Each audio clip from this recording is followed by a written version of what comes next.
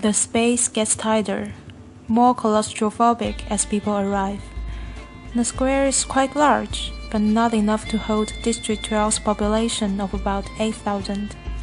Latecomers are directed to an adjacent street where they can watch the event on screen as it's televised live by the state. I find myself standing in a clump of 16s from the scene. We all exchange terse nods, then focus our attention on the temporary stage that is set up before the Justice Building.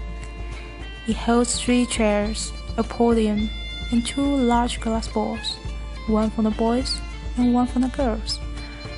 I stare at the paper slip in the girls' ball.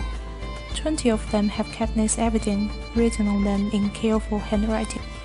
2 of the 3 chairs fill with Magic's father, Mayor Undersea, who is a tall, balding man, and Effie Trinket, District 12's escort, fresh from the capital with a scary white-green, pinkish hair, and spring green suit.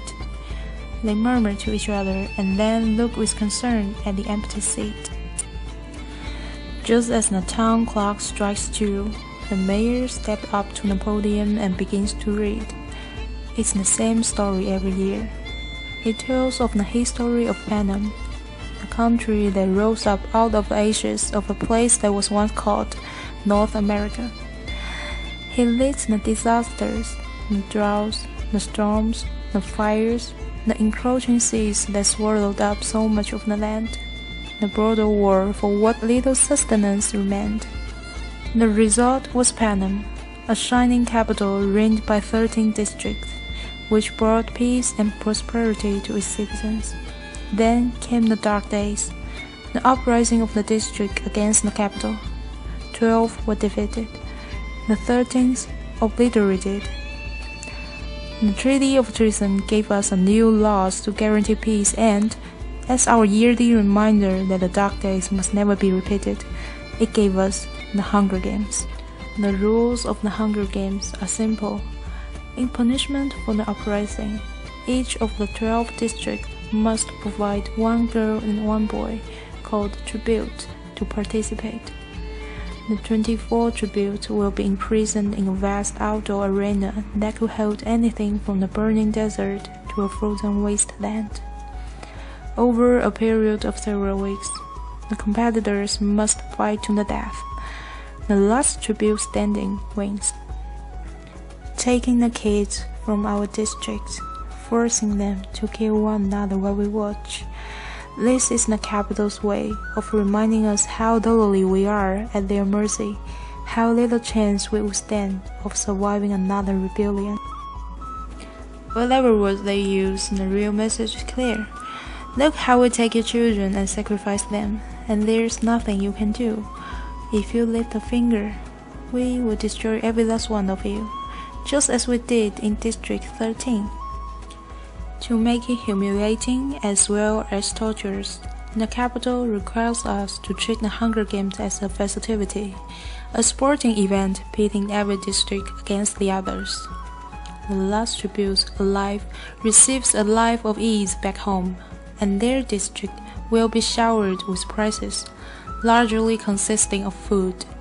All year, the capital will show the winning district gifts of grain and oil, and even delicacies like sugar, while the rest of us battle starvation.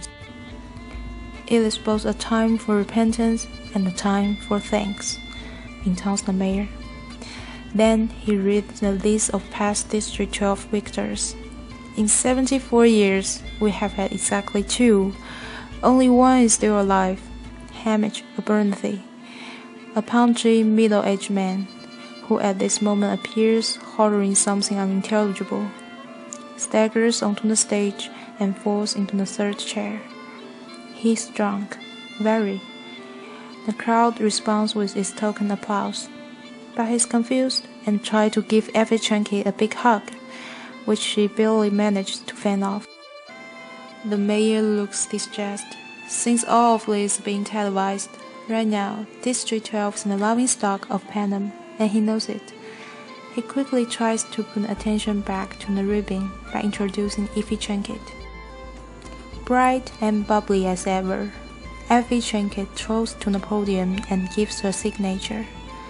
Happy Hunger Games, and may the odds be ever in your favor.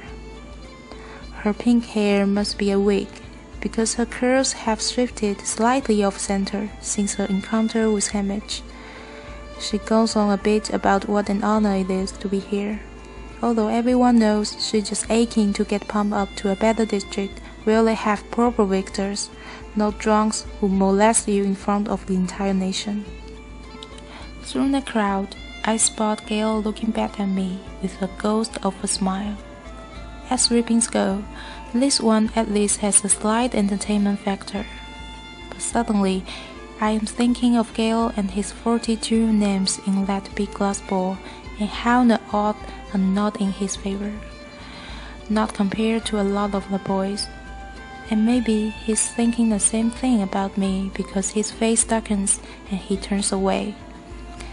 But there are still thousands of sleeps. I wish I could whisper to him. It's time for the drawing, Effie Trinket says as she always does. Ladies first, and crosses to the glass ball with the girls' names. She reaches in, digs her hand deep into the ball, and pulls out a slip of paper. The crowd draws in a collective breath, and then you can hear a pin drop. And I'm feeling nauseous and so desperately hoping that it's not me. That is not me. That is not me. Effie Trinket crosses back to the podium, smooths the slip of paper, and reads out the name in a clear voice. And it's not me. It's Primrose Everyday.